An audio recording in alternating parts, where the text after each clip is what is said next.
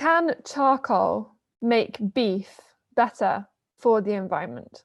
That is the question which I aim to answer today with my speech. Obviously, I'm not a farmer, but this is based on some research.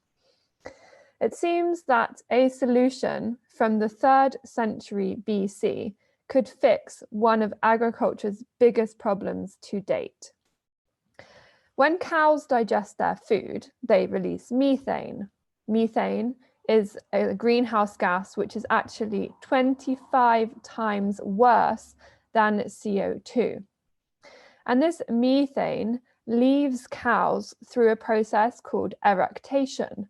This is a scientific word for burping, as well as flatulence.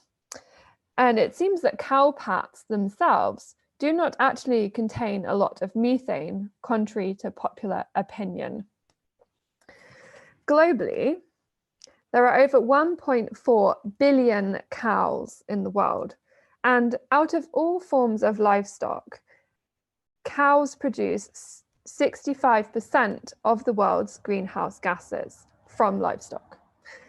And over time, there have been many different ideas about how to reduce methane emissions from cows.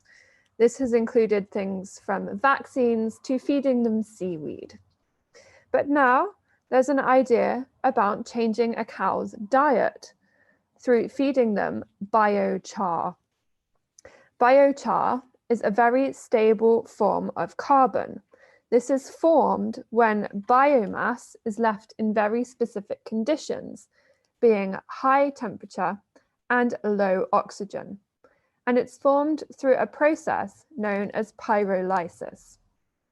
In the past, biochar would be added to soil by indigenous peoples in Amazonia, and this was a process commonly practiced in 5th century BC.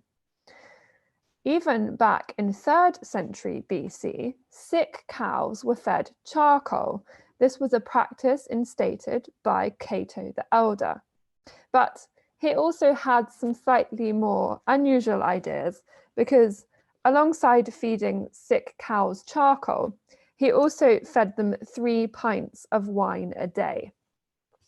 Recently, however, it seems that Cato the Elder was not quite so crazy, because in 2012, Vietnamese researchers found that if we add 0.5 to 1% of biochar to a cow's diet, then they produce 17% less methane.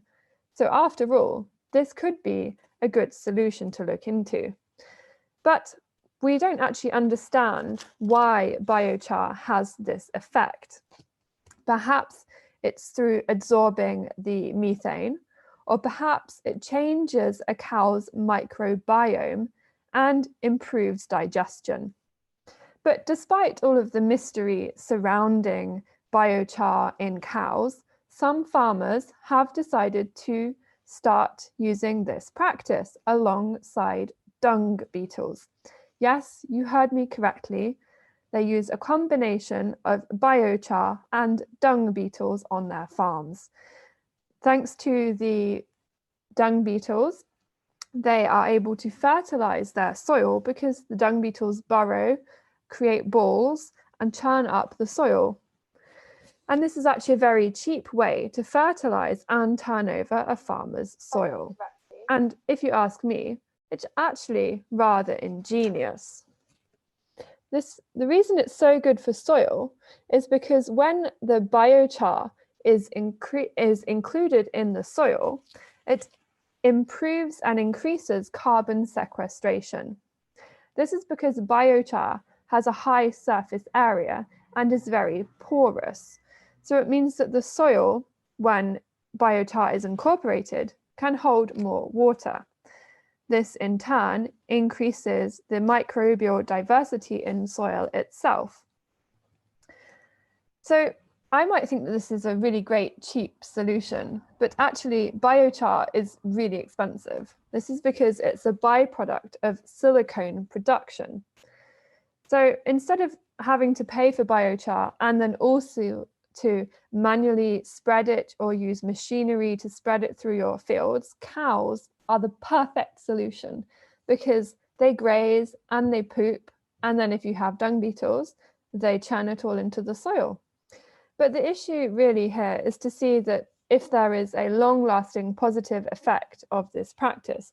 And in order to do this, you'd need a huge surface area and, of course, time to see if the biochar really is so positive. To conclude, whilst it's true that cattle farming has vast environmental impacts, it's also a livelihood for 1.3 billion people around the world.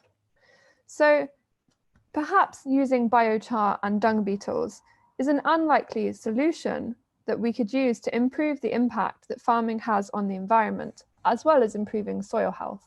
Thank you.